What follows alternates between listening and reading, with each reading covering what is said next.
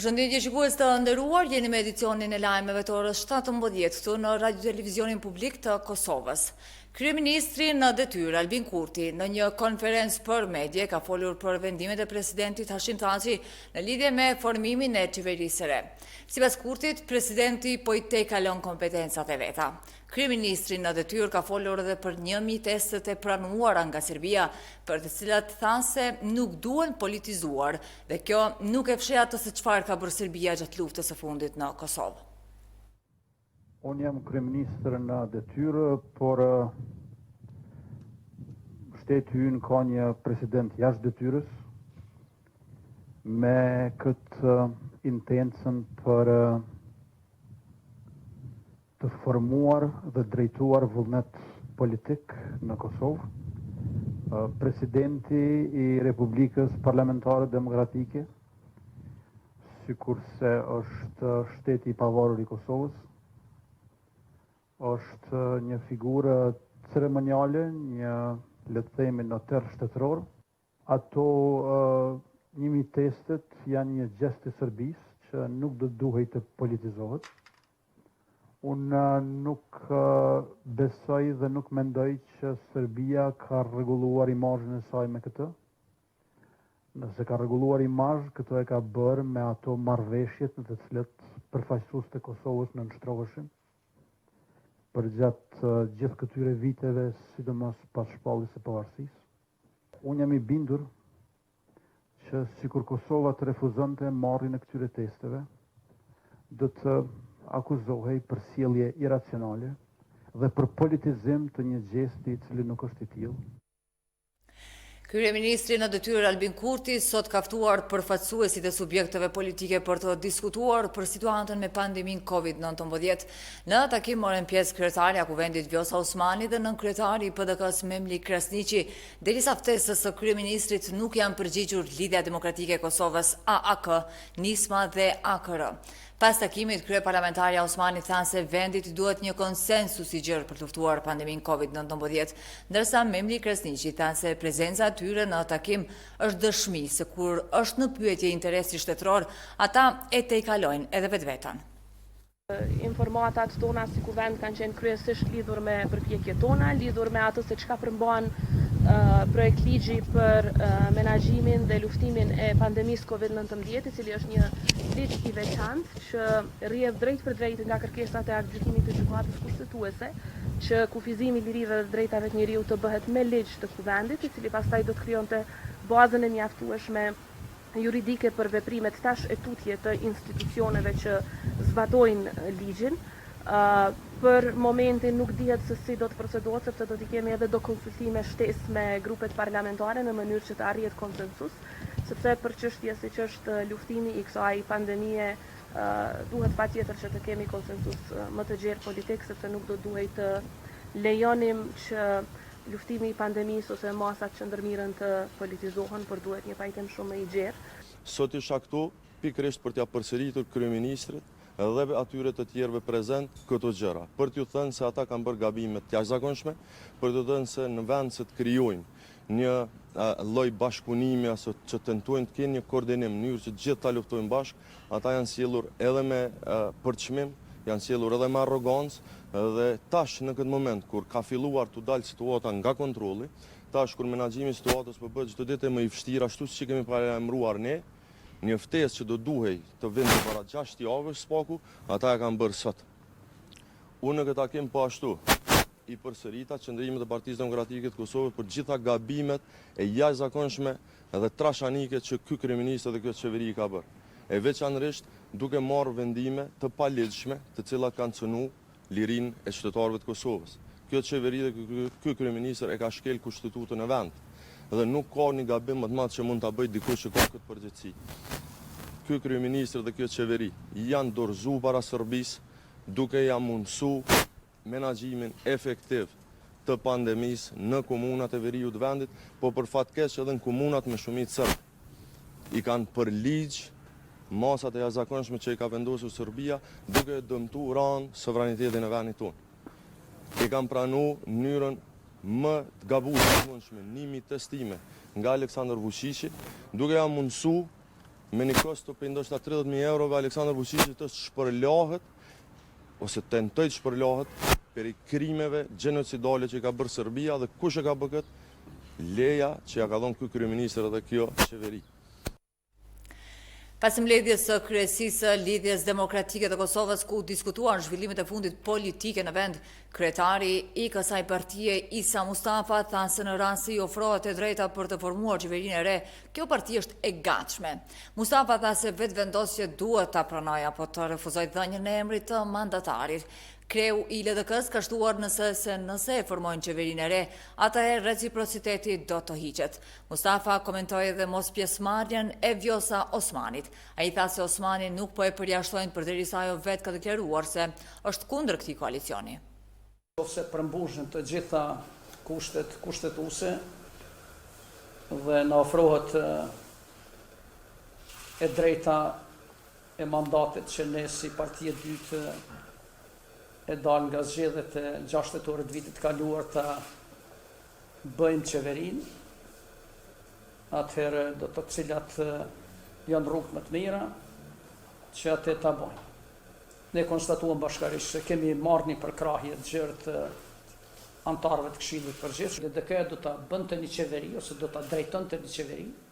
Atëherë hapat e parë të kësaj qeveri do të ishin që edhe reciprocitetet hiqen, po jo të hiqet për mos të vendosur kur, por të hiqet do të thotë si vullnet i mirë për të filluar dialogu, dhe nëse gjatë procesit dialogut ose më vonë shifet që Serbia s'po vepron në mënyrë të njëjtë ose s'po reflekton, të kthehet në reciprocitet i plot. Jo, zoni Osmani nuk po përjashton sepse zoni Osmani ka dhënë qendrimin e saj mirë publik. Do të thotë është deklaruar, më kanë interesuar edhe deklarimi të tjerë. Vetë ajo si ka përjashtuar veten sepse e ka dhënë qëndrimin e saj, do të thotë qëndrimi i saj ka qenë që është kundër mocionit mosbesimit dhe po ashtu ka deklaruar se nuk është për një koalicion të tillë. Ndërkohë, kryetaria e Kuvendit Osmani pas tryezës së ftuar nga kryeministri në detyrë Albin Kurti tha se nuk është e informuar fare me zhvillimet që po ndodhin në Lidhjen Demokratike të Kosovës. Ai tha se tash e sa kohë nuk po e thrasin në takime të partisë. Jo, jam tërësisht e pa informuar, unë sapo dëgjova që ka edhe një takim tjetër sot lidhur me këto përpjekje, cilin unë nuk jam ftuar, por kjo nuk është asgjë e re, ka një kohë të gjatë shumë edhe para se të votojë mocionin cilin pra ka shumë takime në cilat nuk jam ftuar, nuk jam konsultuar, kështu që besoj edhe ju do të mund të keni më shumë informata se sa unë në këtë rast. Pra nuk jam. Për refuzimin është çështje për cilën duhet t'i pyesni personat që kanë vendosur për këtë temë. Unë nuk kam qenë pjesë një vendimarrje të tillë, prandaj edhe nuk dua ta komentoj më tej, sepse prap do të hyja në atë vallën e komentimit të zhvillimeve politike.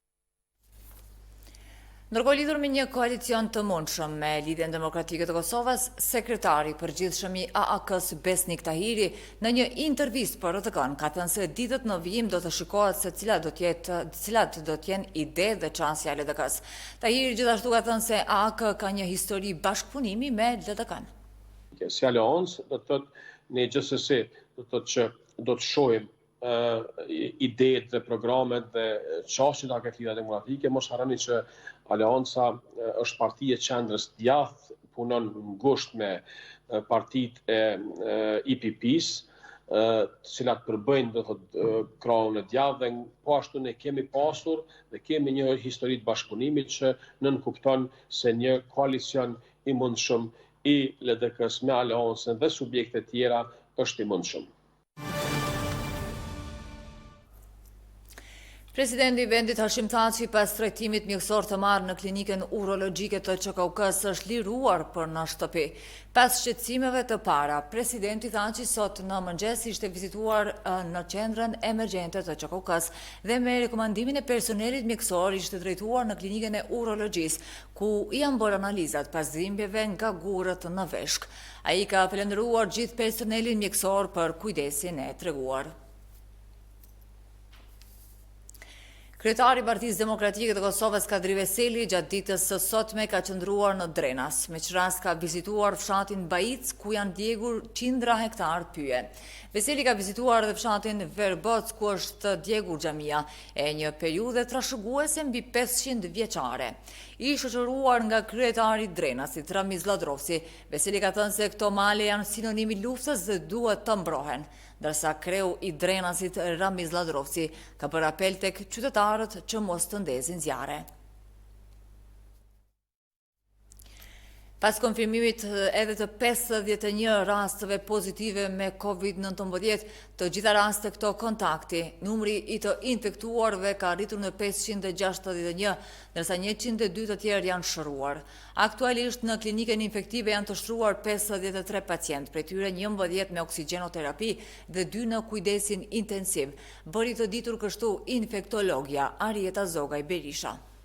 Sa i përket rasteve me COVID pozitiv në klinikën infektive, për ditën e sotme janë të spitalizuar 53 raste, të gjithë janë pozitiv, përpos edhe 7 të tjerë që janë në pritje të rezultateve deri në këtë moment, se deri vonë vazhdon pranimet edhe të tjerat.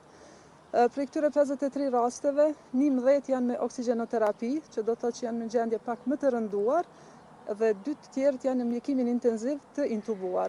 E intubuar e dini që është një shtatzën edhe një person tjetër nga Prizreni. Po për momentin është stabile, me parametra është stabil. Shpresojmë që të kaloj më mirë, po vështirë është me definu për gjendjen e saj derisa është e intubuar. Po parametrat i ka stabil. Gjendja e bebës? Edhe bebës me konsultim me ginekologt që jemi marrëvesh, kanë thënë që është në gjendje të mirë, po më vonë ta shohim. Kanë qenë ato 5 infermierë, të cilat 4 veç janë të shëruar, edhe ne metët mu ritestu. Infermierja e 5 është në ritestim, nëse edhe ajo del negativ, do të dalin 5 të shëruara.